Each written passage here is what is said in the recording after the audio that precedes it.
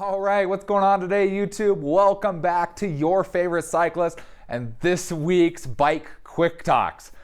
So, what are we talking about this week? Well, this week we're going to be talking about something that's pretty simple that most people don't think about. It has to do with your chain. It's called a master link.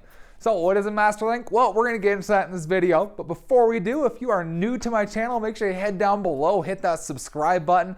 That way you're not missing any of my videos. And if you haven't hit that little bell icon next to that, hit that so you get notified every time I upload. It's easy as that.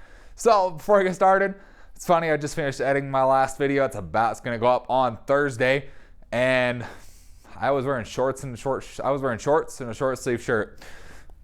I'm not wearing shorts and a short sleeve shirt anymore.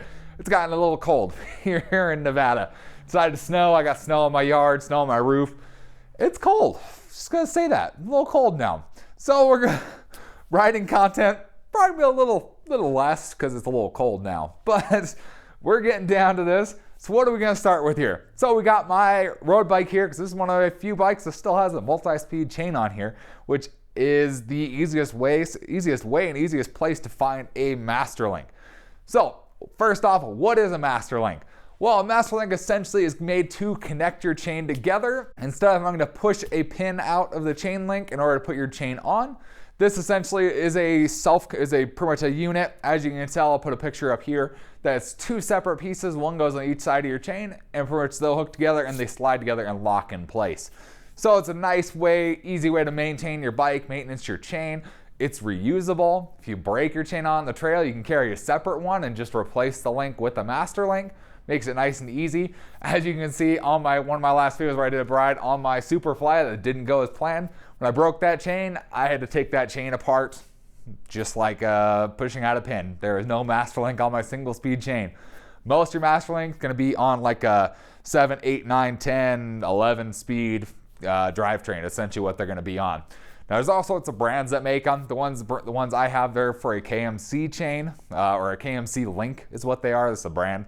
SRAM makes some. Shimano uses a little bit different of a style that's not quite as nice as these two, but KMC and SRAM are going to be solid brands to go with. Now, one thing you do need to know is for master links, there are going to be different sizes based on the number of speeds and the size of the chain you have.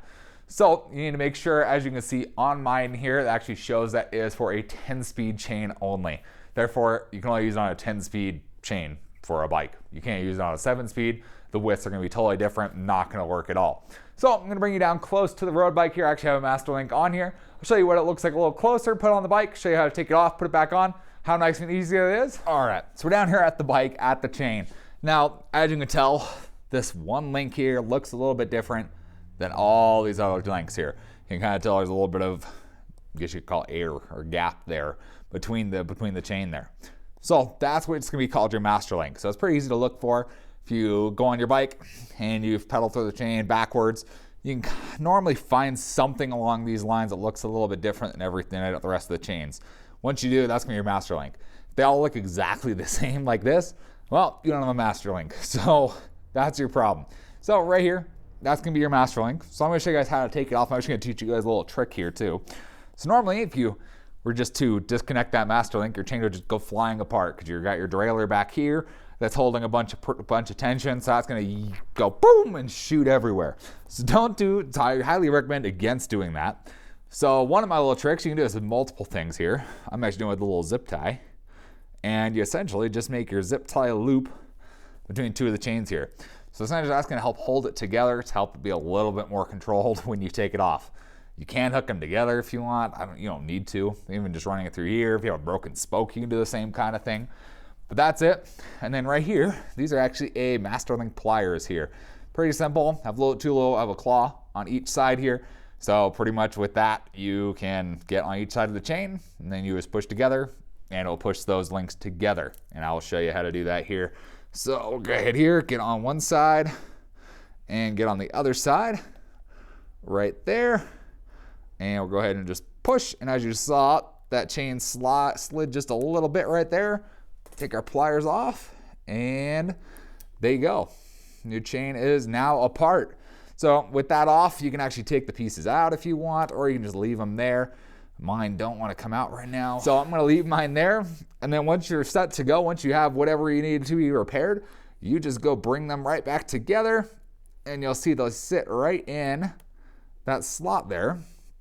You can see they're right in that first slot there. And how do you get it back together? You have to use the pliers again? No, you don't have to use pliers. Nice and simple.